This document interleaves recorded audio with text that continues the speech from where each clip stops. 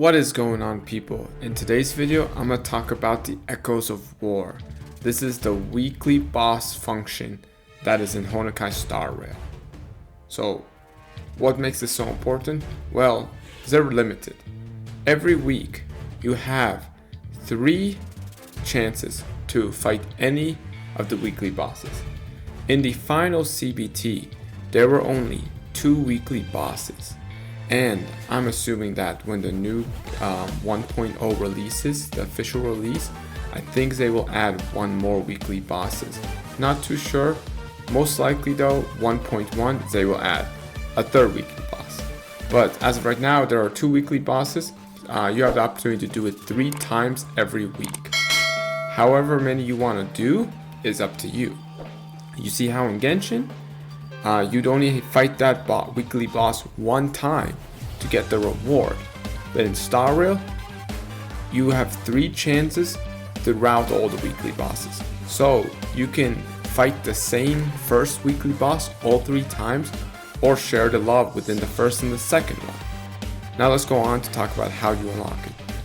If I'm correct, unlocking it has to do with once you beat the weekly boss on the specific story mode, you would unlock it right afterwards. So when you go through the story, when you go through the tutorial, you will end up fighting the antimatter demon beast, and when you beat it, it will unlock for you the opportunity to do that weekly boss. Same thing goes for Coquelia, the Mother of Deception weekly boss.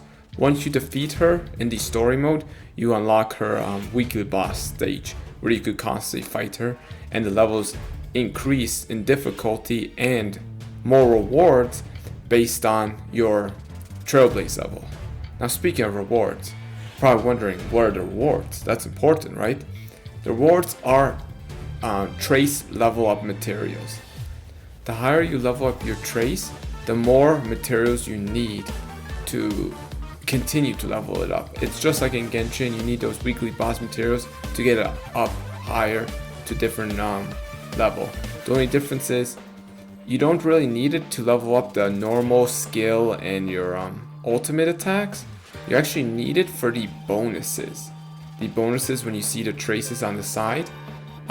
If you want to increase your crit damage, your attack percentage, your HP, based on the character, whatever they boost, as well as special abilities that will get unlocked. If anything, the trace material is similar to like Epic 7. As well as the rewards that entail has to do with, as you go higher level, will go from 4-star to 5-star artifacts, and it's always the basic ones.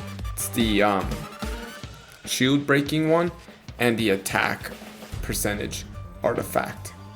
Those 2 will drop always when you fight a weekly bosses, as well as credits, Lucent Afterglow, which can be used for the Forgotten Hole shop, and Trailblaze XP. So now, you're probably wondering, who do you choose to fight? Well, that's really up to you. You need to figure out, okay, which character am I gonna level up today? Their trace level, because if you're leveling up that character, but you decide to fight the wrong weekly boss, well, you can't level it up. Even though you have the opportunity to level up, you just don't have the materials.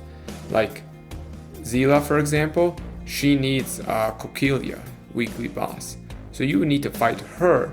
But if you want to go have main character to level up, you would actually need to fight the antimatter beast instead. So you have to choose, who do I want to fight?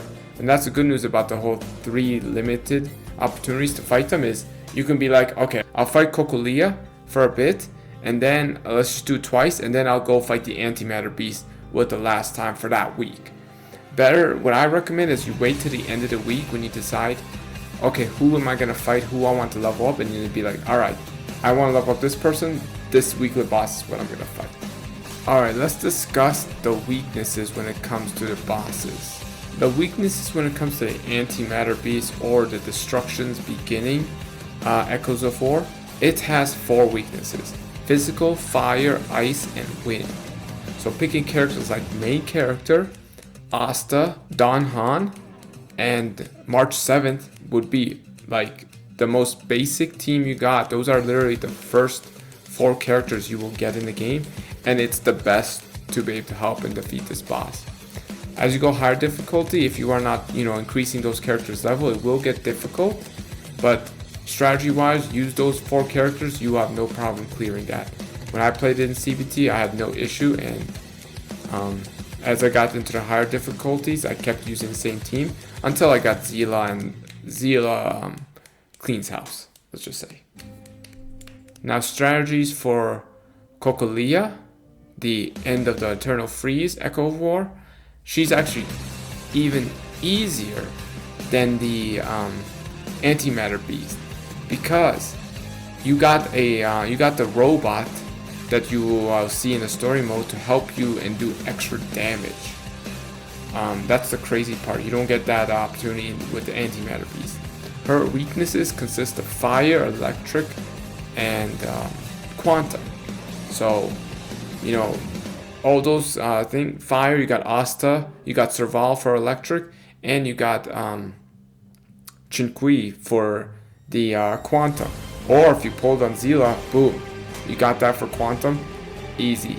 And also a little spoiler here, pause this or push a little forward. When you beat the story mode boss, Kokolia, in the story, you unlock the second path for main character, which is Preservation Path, and it's a fire type, and it works so well against this boss, as you see in this video. So that's really it about the Echoes of War. I'll get more information when the game actually comes out, maybe do an update video about this stuff. But if you guys like this, subscribe, comment down below, give it a like, thumbs up, all that fun stuff. Let me know what you want to see next. But that's it for me. Appreciate everyone watching. Peace.